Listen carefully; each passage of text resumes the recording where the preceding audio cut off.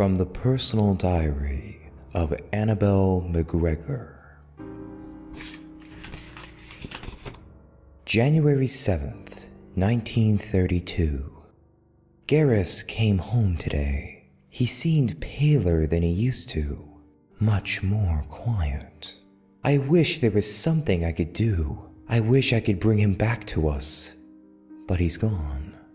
I have to accept that. We all have to. As it turns out, the diary of Annabelle McGregor, Garrus Creeley's adoptive mother, for those of you who don't remember, was used in the writing of a 1998 psychological thesis by Catherine Jacobs entitled From Garrus to Hannah, a study as to the effects of child molestation. In this book, the author uses materials from various different child molestation trials to form an in-depth study on the resulting mental scars such experiences can produce in children. Annabelle's entries themselves aren't that relevant, often repeating the same things over and over, but they do form a cohesive thread between two big events in Garrus Creeley's life. His release from West Riding Mental Hospital and his journey back to America. According to Annabelle, 19-year-old Garrus Creeley left his parents a week after returning to them, going off to work in a shoe factory. After being fired for the inability to follow proper safety instruction, he worked as an assistant ballet instructor in London. 6 weeks after this, he returned to his parents, where he learned that they had been harboring a secret from him.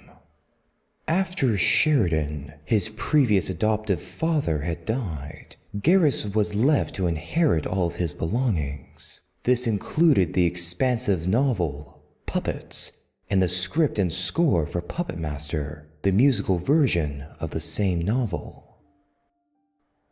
From the Personal Diary of Annabelle McGregor.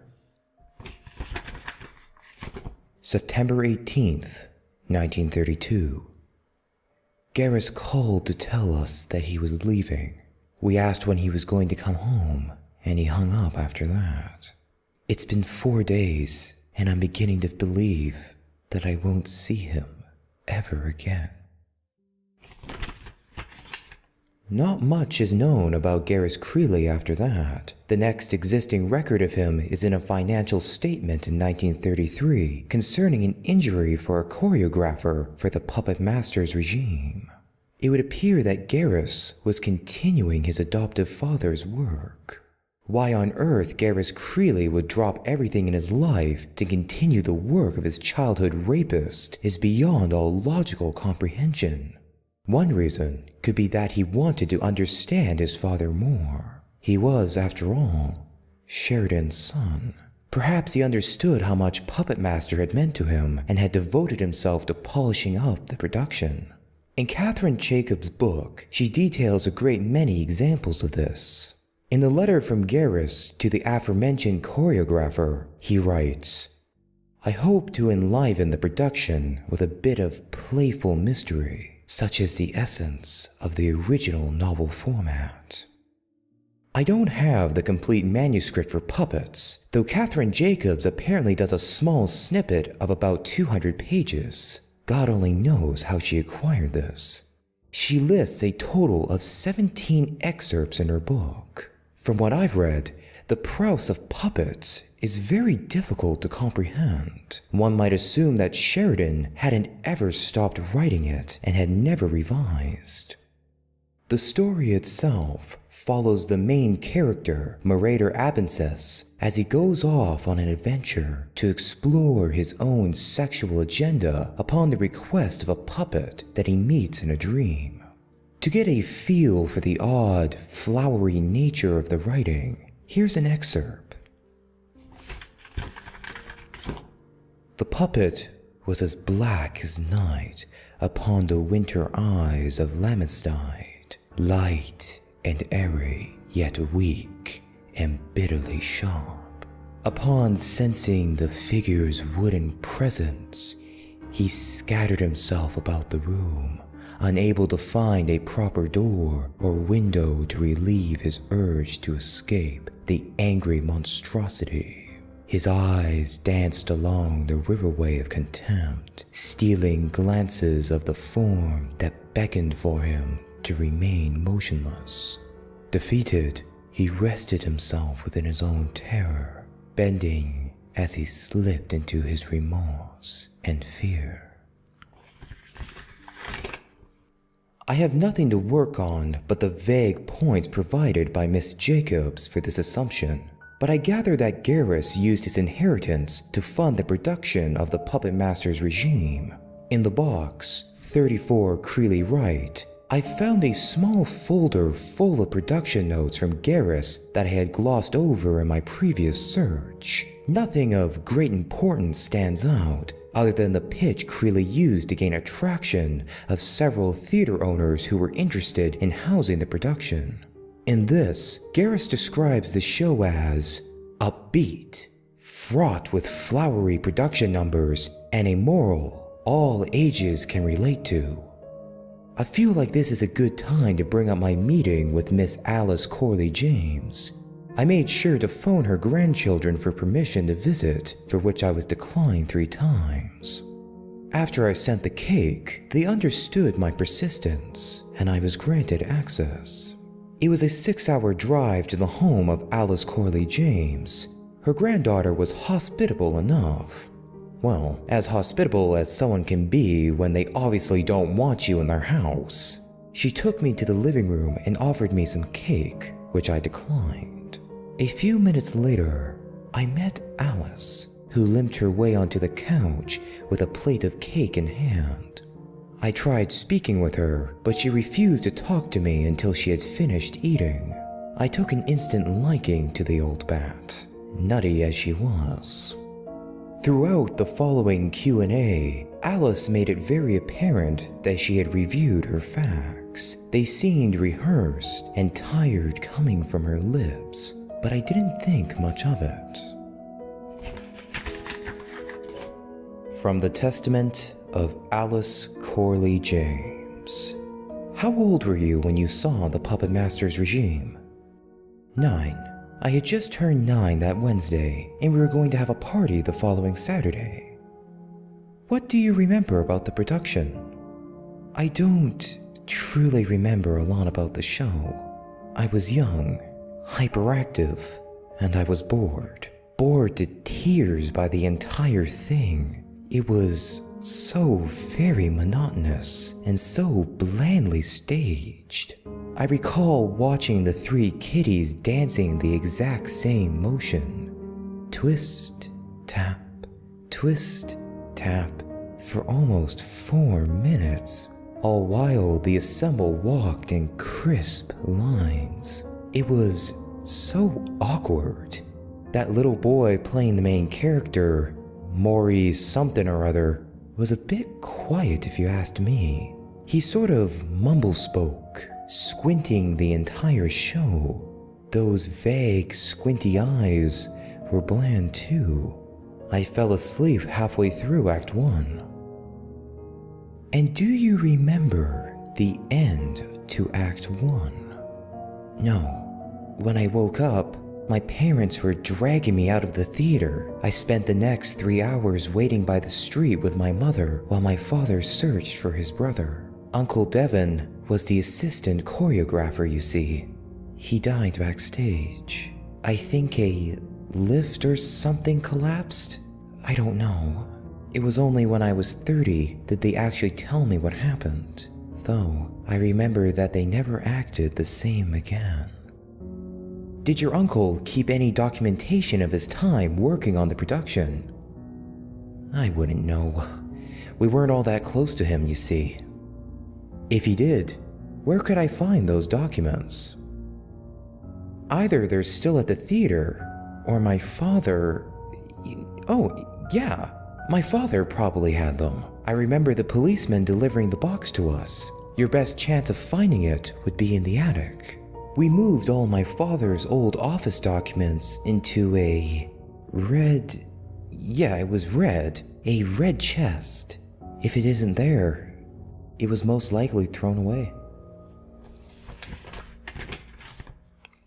Mrs. James's granddaughter aided me in my search, and together we found the red chest, as well as Devon Corley's belongings.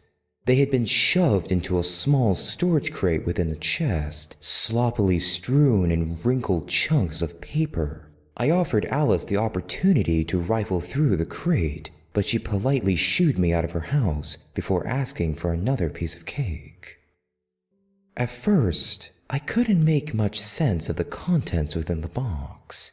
There are a few bills, some blasé production notes, and a list of assembled performers. However, one particular sheet of paper did catch my interest. The audition notes for the role of Marauder. For those of you who don't remember, this was the character whose actor was last seen begging the audience to help him on the night of the Puppet Master's premiere. Not many names are found in this file, oddly enough. Just 14 boys and 6 girls. Underneath the various names are notes over the auditions. Notes such as, too cheeky, too quiet, too mumble-mouthed. And about 3/4 into the paper, the name Timmy Wright is circled 3 times, a small star etched beside it. "He's the one," the note reads boldly. I've done a bit of research on this performer as well. Timothy Cartwright was born on August 16th, 1923. His father, Vincent Cartwright, was a lighting designer for a theater on Broadway at the time. His wife, Margie, was a costume designer. Though little is known about the beginning of Timothy's career, but by the age of 9, he had taken the vaudeville world by storm as Timmy Cutie Pie Wright, or Cutie Wright for short. As far as I can gather, his only Broadway credit before the Puppet Master's regime was in a semi-successful flop called Joyful Hooligans, in which he played a young British boy who falls off a ship and is taken in by a band of American teenage pickpockets. Devon Corley's diary details the arrival of Timmy to the theater. He says that Timmy was asked to be dropped off in the lobby without his parents. Garrus Creeley instructed the staff not to enter the lobby for an hour. At the end of this hour, Garrus Creeley himself came through the lobby doors and found Timmy still in his seat by the receptionist desk. He was quoted to have looked confused and scared, with a look in his eyes that likened to an old cat, weak and defenseless. Garrus led him back to his office, where he waited for his parents to return to sign the proper paperwork. The next few entries of Devon's diary describes the hiring of the rest of the cast and crew. Shirley Taxum was signed on to play Trahot for 3 weeks, but died in an automobile accident and was replaced by Sally Wilkes. Henry Gregory, another vaudeville performer who had worked with Timmy at least twice before, was signed on to play as Autobit. Other cast members included Fernando Perrone as Mr. Obscure and Grace Day as Madame Riperio. The casting for the Man in Black, as well as the puppet dressed in black, are not listed. Set design was done by Abraham Durrett, and costumes were done by Juliana White. Lighting and direction was taken up by Garrus himself. For the first 2 weeks of production, Devon Corley's description of Creeley doesn't seem too interesting. A bit eccentric and a little bit of a perfectionist, but he's also described as jolly and surreal, like the Santa impersonators you see at the department stores.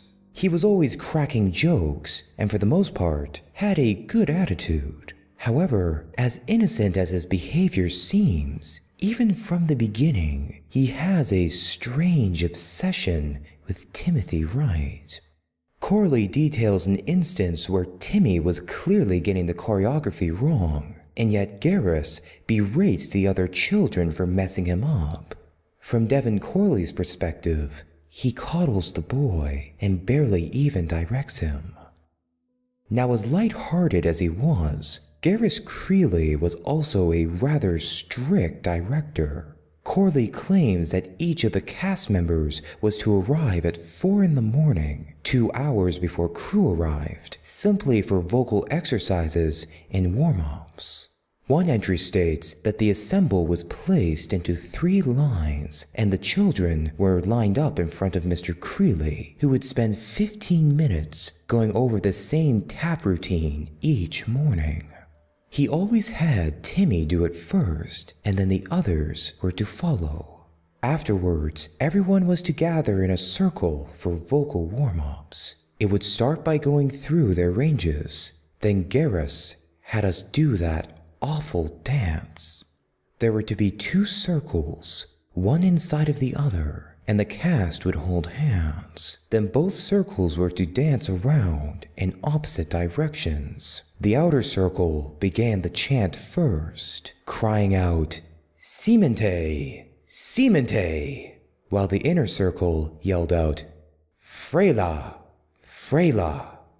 Both chants were assembled lyrics that had been cut from the production, but Mr. Creeley saw it fit to include them every morning, saying that they were the perfect vocal exercises. Garrus's impatience continues throughout the rehearsals. He grows violent, and many cast members report to Devon that Sally Wilkes exhibited bruises on her upper arms. The script was modified weekly, putting the company in great stress. Timmy Wright was the one who took most of the damage, as most of the changes gave his character more lines, placing him under a lot of pressure. He was often asked to visit Creeley's office for private readings, where he'd stay for hours. Tragedy entered the life of Timothy Cartwright on August 13th, 1933, where he and his family had been the victims of an automobile accident which killed his father and severely injured both he and his mother. Devon writes that for a month and a half, Garrus visited Timmy daily and eventually stopped coming to rehearsals altogether. The principal choreographer, Mandis Thorman, took up the role of director during that time. It was also during this time that they sought out the employment of 14-year-old Rory Atkins to be the understudy for Timmy. Devon writes that it was at the conspiring of Thorman and the producers that Rory would eventually replace Timmy. One producer writes, "This cutie Wright is completely inept in the art of performance. His delivery is too big, his eyes are too big, his presence is too big, and for all that bigness, he has a shocking little amount of talent and discipline. Mr. Creeley spoils the boy and hardly gives a scrap of motivational honesty in the direction of anyone else. In short, Timothy Cartwright must go." While Garrus was gone, the production staff also persisted in cutting certain things from the show. This included a number that occurred midway through Act 2, a gibberish number sang by an army of puppets that they said slowed down the production. Creeley was quite unhappy with this, giving them several angry phone calls about the matter. They eventually gave him an ultimatum: cut the number completely or put it somewhere else. Garrus placed it at the end of Act 1. Devon notes that Garrus would tell the children to practice this number on their own time, and when they did run through it during rehearsals, it was in segments, never in its entirety. The number itself contained one group of lyrics that was repeated over and over again. Garrus made it painfully clear that the company was to sing these stanzas exactly 100 times before they could even take up a break during intermission, even if the curtains closed before they were finished. Devon's journal ends with a relief from the notes throughout. Instead, he explains an event that he himself was present for. I think it's best to just speak the whole journal out, word by word. Nobody was ever allowed in Mr. Creeley's office but Mr. Creeley and Timmy. I assumed Mr. Creeley would want to meet Rory, but he never asked for an audience with him. However, Mandus has instructed me to deliver 3 resignation letters to Mr. Creeley's desk, and I went to my task. When I came in, the room was all musty and hot, like there wasn't even air conditioning there. The windows were drawn, but my vision adapted fairly quickly. I saw that on the floor was a worn mattress with plates and cups all around.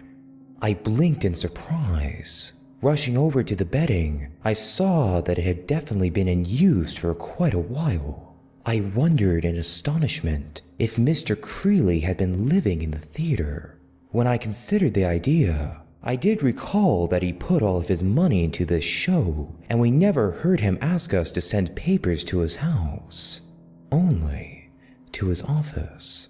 Along the far end of the room were a few piles of shirts and trousers. It was still very dark, so I didn't focus on them too much. I went to set the papers down on the desk when, against my better judgment, I had the urge to snoop around a bit. I looked over the top of the desk, nothing but pens and scrambled folders, then went right to the center drawer. What was inside the drawer frightens me more now than it did when I saw them. Within the drawer was a gun, a bit eccentric maybe, but I thought nothing of it, as well as a worn, hand-painted mask, red in color. It was put into the shape of a doll's face, a puppet's. Beside the mask was a small journal. I opened it and found the pages to be yellowed with age. The pages themselves concealed mad writings that were barely legible, but I could tell by the drawings that it was some sort of worshipper's guide. There was these charcoal sketches of a puppet, a giant puppet that controlled the world on strings protruding from its fingertips. Other pictures showed the puppet walking amongst common men who could not see it. There was a drawing of a man raping a small girl, the puppet controlling his arms. There was a man stroking the bodies of his wife and children, a young girl being bought for the night by an older gentleman, 2 twins being held down on their bed by some invisible force, all pictures in which the puppet stood by, grinning. I placed the journal back into the drawer, but then I noticed the mask. The mask had the same face that the puppet had, an insane grin, wide eyes, and puffy cheeks. It was only when I held it closer to my face that I noticed that it shared the same features of Timmy. The same mouth, the same nose, the same eyes. I shoved the mask back into the drawer and shut it quickly, my curiosity morphing into sickness. I backed away from the desk and hit the wall. Turning to my right, I felt my foot come in contact with the piles of clothes I saw earlier. My eyes had completely adjusted to the dark by now, and I could see that not all of the shirts and trousers were in Mr. Creeley's size. At least 4 of them were smaller. The clothes a young boy would wear. I grabbed the papers off the desk and ran out. I delivered them into Mr. Creeley's hand that afternoon.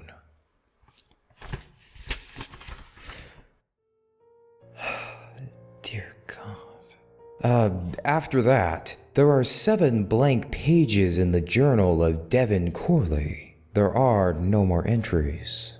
At the bottom of this crate, however, was a newspaper dated October 3rd, 1935. The headline reads, "Flower Shop Vandal Strikes Again." And on the third page is a small section dedicated to the disaster that occurred at the August Wilson Theater on October 1st. Oddly enough, the article doesn't mention the puppet master's regime by name more than once, but it focuses on the aftermath in an interview with police officer Jeremy Withrop. "We ain't got no idea what could have happened. We got a call from a diner down the street talking about some riot going down at the August Wilson. We came to find a bunch of theatergoers crying and begging for help. They just kept saying, 'They're dead. They're dead. They're really dead.' We went inside, but we found nothing." You see, 76 attendants of that 1935 showing went missing.